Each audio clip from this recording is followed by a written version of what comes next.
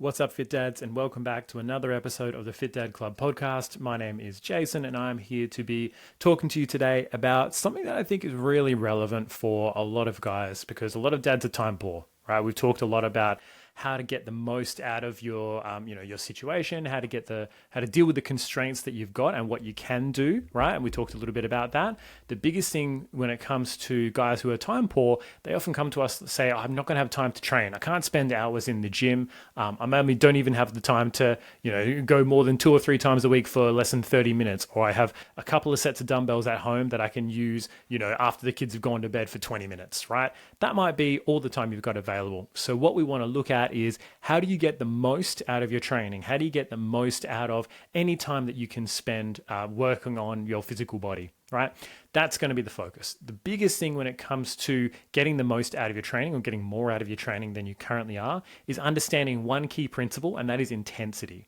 Intensity tends to be referred to as how close to failure are you going? How close to failure are you getting in your exercises? And failure is you cannot perform one more rep, right? It is technical failure or muscular failure of your ability. If you're doing a push-up, it's no matter how hard you push, you can't get to lockout, right? You can't get all the way back up off the floor. That is failure. Same thing with any other exercise. If you can't, if you're doing a lat pull down and you can't pull it all the way down anymore, cool. That's failure. Your muscles can no longer move that way through that range of motion. So the closer to that failure point we get, in general, the more stimulative the exercises are going to be for muscle growth, right? This is the reason why we train. We train in order to promote muscle growth and muscle retention so that the food, the diet that we do tends to promote the fat loss, right? And the more we try to gain muscle / preserve muscle, the more a greater percentage of our weight that we lose then comes from fat. And then we end up with the great physique that we're looking for and also the muscle, which is more functional than having a bunch of extra fat on us. So going towards failure, going as close to failure as we can get is pretty optimal for almost every circumstance. There are some circumstances where it's not that optimal. For example, things like squats and deadlifts and some other heavy compound movements, right? I wouldn't go to failure on squats because unless you're really good at bailing out, you're going to get to the bottom and then you're going to be stuck, right? Unless you can drop the bar and you're sort of more prone to injury if you are going close to failure on big, heavy compound movements like that. Same thing with deadlifts. I would never do deadlifts to failure unless you're doing really, really heavy and you're doing, 2 or 3 to 6 reps.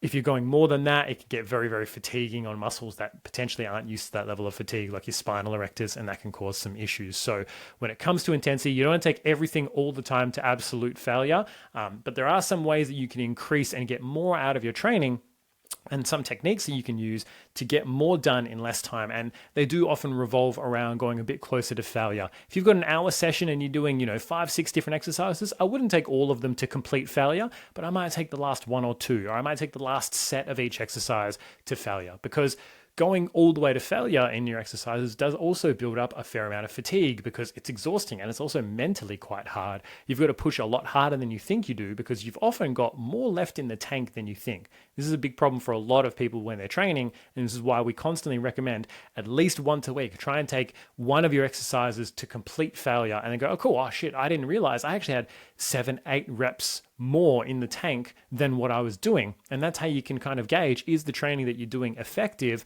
or are you phoning it in a little bit, or are you just exhausted and you're not kind of pushing yourself as hard as you need to be in those sessions? So in terms of getting that intensity up and getting closer to failure, but also just getting more done in less time, there's 3 key techniques that I want to talk about. Number 1 is supersetting. You've probably heard of this before if you've been in the gym, but if not, a superset is when you do 2 exercises back to back and then you have a rest. So it's not quite a circuit where you're kind of going from station to station to station, but it is, let's say for example, this is a really common one that I love to do. It's an incline dumbbell press where you're laying on the bench and you're doing the dumbbell press for your chest, and then you superset that pretty much immediately with an incline bench row. So you put the dumbbells on the ground, you turn around, you use the bench to support your chest, and then you row the dumbbells from the ground. And what that is it's an agonist and an antagonist superset. So you're working opposite muscles. So you've got the chest and you've got the back. Just like with the arms, you've got your biceps and your triceps. With your legs, you've got your quads and you've got your hamstrings and your glutes. When you're working one of those, the other one should be relatively rested. So it's not like going and doing a dumbbell press and then going into doing some push-ups as a superset. That is one way of absolutely smoking your chest, but by the time you get to the push-ups, you're probably not going to be able to get very many out. Whereas when you're supersetting something like, a bicep curl and a tricep pushdown, or this incline dumbbell press and an incline bench row, you're working your chest, and then you're immediately going into a back exercise. So you might not be fully rested, but your back still has a lot of juice and a lot of effort that it can give. It does require a lot of effort. It is harder, right? But that's also kind of the point. We don't go to the gym to not work hard. We go to the gym to get the result that we're looking for. So while we're in there, even if we piss fart around for an hour, or if we give it our full attention for 20, 30 minutes, that full attention for 20, 30 minutes is often going to be a lot better for you. So utilizing supersets, especially of different muscle groups, can be a way of getting through your workout quicker, increasing the intensity of everything, and letting you get more done in less time. So I highly recommend utilizing supersets if you don't already. Going back and forth between, one exercise and another really does allow you to get more in, because then you can rest for 60 seconds to 2 minutes, and then you go, you get 2 more exercises in, and then 6 seconds to it, and then you do 2 more exercises, 2 more sets. You've got the ability to really increase the amount of volume you're putting through, instead of doing one exercise and then resting for a minute or 2 minutes and then one exercise. The same amount of time relatively has elapsed, but you've now done twice the amount of exercise, and you do that 2 or 3 times in a session. You're done, rather than going through 6 separate exercises, going and getting 6 separate pieces of equipment. If you are able to make it work where you're doing sort of both close together, really increases the intensity of your workout. The second level of intensity increasing that we want to look at is drop sets. Now, drop sets are a way of getting closer to that failure point more consistently, and a way of you getting a bit more volume in if you need to. For example, if I've got like 15, 20 minutes to get something done, rather than going in and going, cool, I'm going to do, let's say we're doing bicep curls again. I'm going to do 10 bicep curls, and I'm going to rest for 1.5 to 2 minutes to, let my biceps recover, so I can do 10 again and then do 10 again. What I might do is I might do a drop set, and that means you're dropping the weight as you're going through, and you're giving yourself less rest. So you're doing the bicep curls, let's say you're doing 15 kilos to failure. All right, you got 10 reps. You drop the 15s, and then you might drop down to the 10s or the 12s. And you immediately grab the 10s or the 12s, and then you do those until failure. All right, and there might be like 15, 20 reps. Then you drop those, and then you go to 8, and then you go to failure from that point. Then you drop the 8s, and then you drop to 6, right? And then you end up with these tiny dumbbells doing these bicep curls, but you're barely managing to do them because you're taking your muscle to the point of failure so many times. It's a very effective way and time effective way of getting in some extra training, some extra sets on a muscle group that you might not have had time to otherwise, because you're going bang, bang, bang, no rest, just getting it done. I find these very useful towards the end of a session.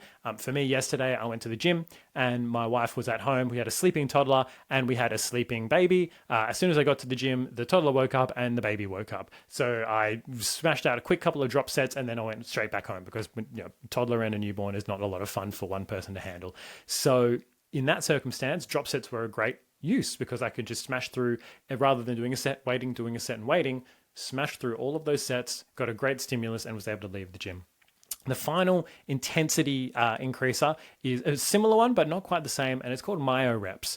Now, what this means, and it's also called cluster sets, what this looks like is, and what the kind of the principle that underpins it is that as long as you're going to failure at any point more than 5 or 6 reps, right? 5 or 6 reps tends to be the sort of lower limit in terms of muscle growth, and anything less than that, and it's not really muscle growth promoting, it's more sort of strength promoting. And those two things can be, dissimilar, which is why there are bodybuilders who are huge, and there are, strong men and powerlifters who aren't as, massively muscled, because they're focused on strength. When it comes to myo reps, what we're doing is we're using the same weight and for the same exercise. Let's say again for a bicep curls, we're doing 10 bicep curls with 15 kilos, right? We stop, we wait 5 to 10 seconds, and then we do another 5 reps, right? We're trying to hit that lower threshold of getting a minimum of 5 or 6 reps in, because that's going to be, hypertrophic. We wait, we do another 5 or 6 reps, wait another 5 or 10 seconds, we do another 5 or 6 reps. What that does is that it lets you approach failure with a small rest time, that lets you approach failure in that range of hypertrophy, in that range of muscle growth, multiple times with the one exercise, again, with a smaller amount of rest. And research has shown that this is a pretty equivalent way to doing, let's say you did 3 sets of bicep curls, all of them taken to failure, you waited 2 minutes in between each set.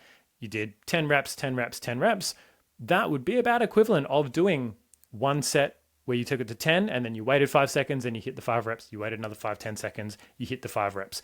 As long as you're essentially going as close to failure for both circumstances, that is an equivalent amount of muscle growth or a negligible difference in muscle growth just by doing that, which is a far quicker way of getting through those sets.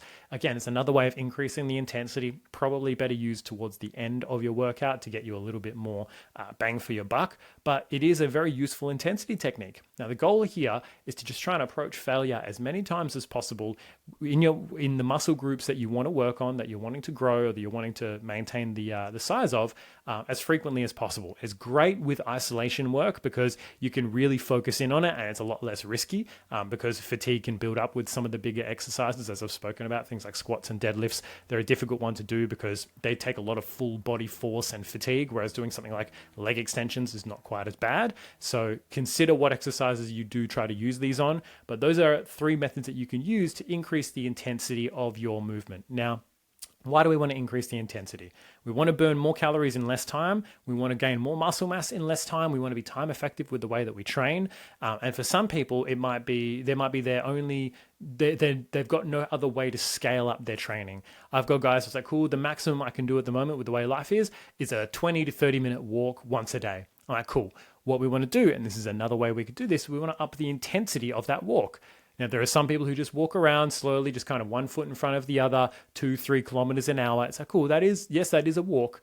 But what if you gave it some attention and some effort and some focus? What if you took it up to 5-6 Ks an hour, right? What if you started power walking? What if you started jogging between every other light post, right? Those are the ways that you can increase the intensity without increasing the amount of time you have to spend training. And as a result, you increase your calorie expenditure, you don't increase the amount of time you have to spend training or moving, and you're going to get a better result. So I want you to think whenever you are doing any kind of intentional exercise, whether it is a walk, whether it is a training session in the gym, am I giving this enough intensity? Right? Am I, going hard enough, or am I just going through the motions? Now, when you're in a calorie deficit, there are definitely times where as you get down to the sort of nitty gritty of it, you're just going to be going through the motions. And that's kind of fine as you get to the really pointy end of the stick, because you're going to be tired, you're going to be hungry, your abs are probably going to be showing through at that point, and that's going to be the only motivation you really need. And at that point, you're just doing it for maintenance. But it is important, especially as you're getting started, that you're assessing your intensity appropriately. And you're going, am I putting enough effort in here? Because the more effort you put in, the less time you tend to need. And if you can put in the same amount of time and more effort, you're going to be yielding a better result. It's the same principle as swapping out a high calorie version of a dish for a low calorie version, right? If you've got fatty beef mince versus extra lean beef mince, it's the same 500 grams, but one of them is about half the calories of the other. You have the same volume of food, but you're having far less calories, which is a huge win. Same thing when it comes to the intensity of your exercises. So if you are listening to this, appreciate it. Thank you very much. Feel free to leave us a 5-star rating and review.